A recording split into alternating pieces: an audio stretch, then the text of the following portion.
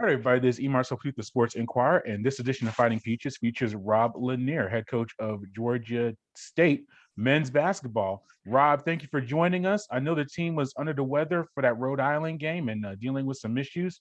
How's the team doing right now, just health wise and everything, just coming back home? Well, like you said, we were shorthanded, um, missing four starters and seven of our top nine guys. So that was a unique set of circumstances. I think we're probably, when it comes to some of these sort of issues, one of the more experienced teams in the country, unfortunately.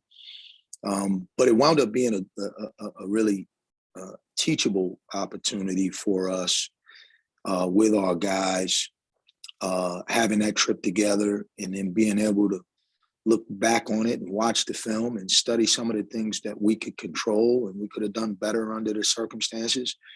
And we were able to get in the film room and get on the practice floor today and assess some of those things. So I think it was good for us. We're still dealing with the same issues. So we're not out of the woods right now.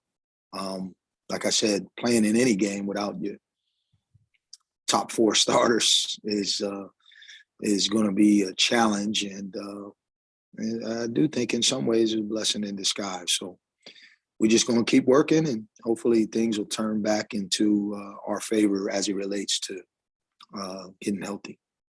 Yeah, yeah, Kane Williams available. He had 19 points in the contest, but we got to see some other guys that haven't gotten much playing time in their career at Georgia State, starting with Jordan Rawls.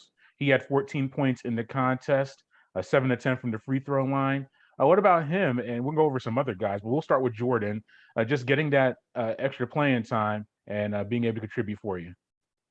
Yeah, that was good for Jordan. Jordan's a really capable player. I got a lot of belief in Jordan and want him to be more aggressive and look at the basket more. He's a really good shooter. He hasn't shot the ball as well as he's capable of. He's thinking too much. And he's such a good teammate that I think he's come into this situation knowing that we had some veteran guys who had been in the system.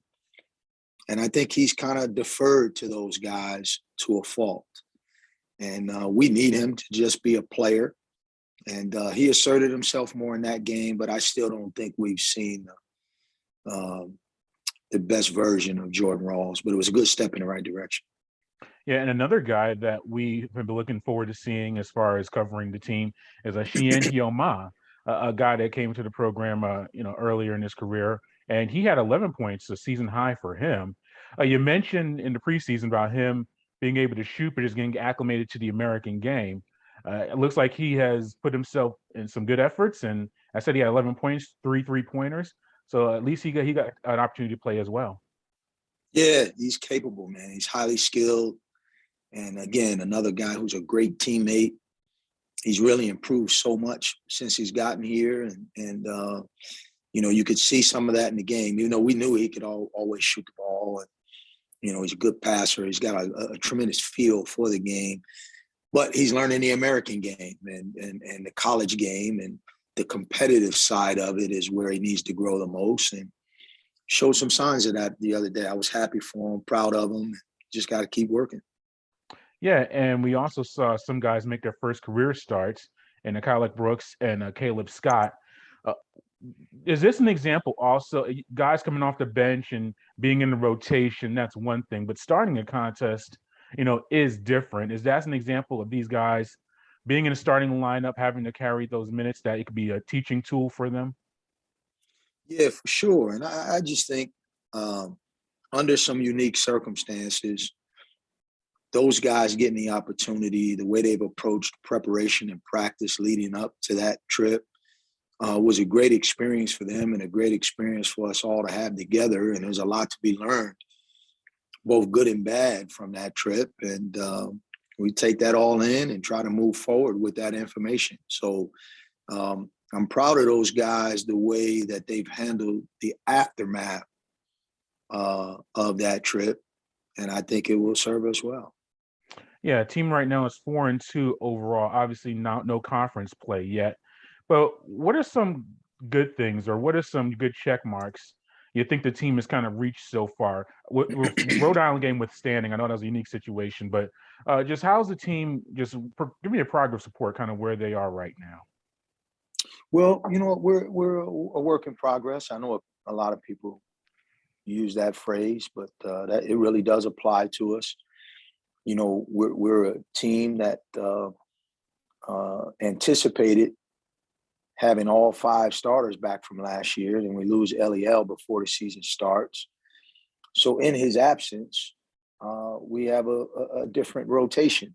But you bring in Nelson Phillips back into the rotation after missing last year's entire season. And obviously we hoped last spring that we would have Joe Jones back. So we start with a little bit of a different rotation. We wind up playing a smaller lineup more than we had anticipated. So we're trying to grow into that. And then you get Colin Moore back, who was cleared for play just prior to this most recent incident. So as of last Tuesday, we had him on the practice floor, and he was working his way back into the rotation. And then we have a situation where 7 of those guys are out. So we are a team that has shown some growth through all of this. And I think that's as good a check mark as you could have for us to go on the road at the time to High Point without Corey Allen in the rotation because of a concussion. So we miss Corey and we win those games without him. And that was a great experience for us. And then we turn around and then we had to deal with the loss of a significant part of the team. Yeah, and then lastly, now you're back home against Tennessee State on December 1st.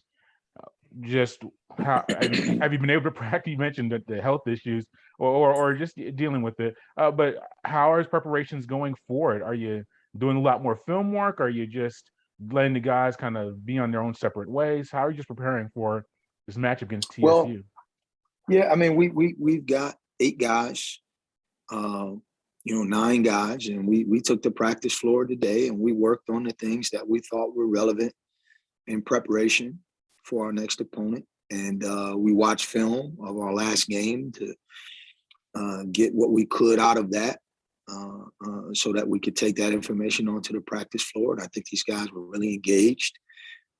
I think they could see that there were some things that we can control that we didn't do a great job with. So that was, I think, enlightening for everybody in the room. And then we got on the practice floor, and to these guys' credit, they brought some focused energy. And a lot of times when you're limited, you don't have 10 guys. Sometimes you get a less than stellar effort. And I was proud of those guys that they brought in a mindset that they were going to get better today. And I thought we did that. All right. Well, Rob, thank you for your time. I greatly appreciate it. And good luck on Wednesday against Tennessee State. Thanks, brother. I've talked to you like 4 times in 2 weeks now. We're starting I to get love on the roll here. it. Thanks, Rob. Appreciate it. We'll catch up later. Okay, bro.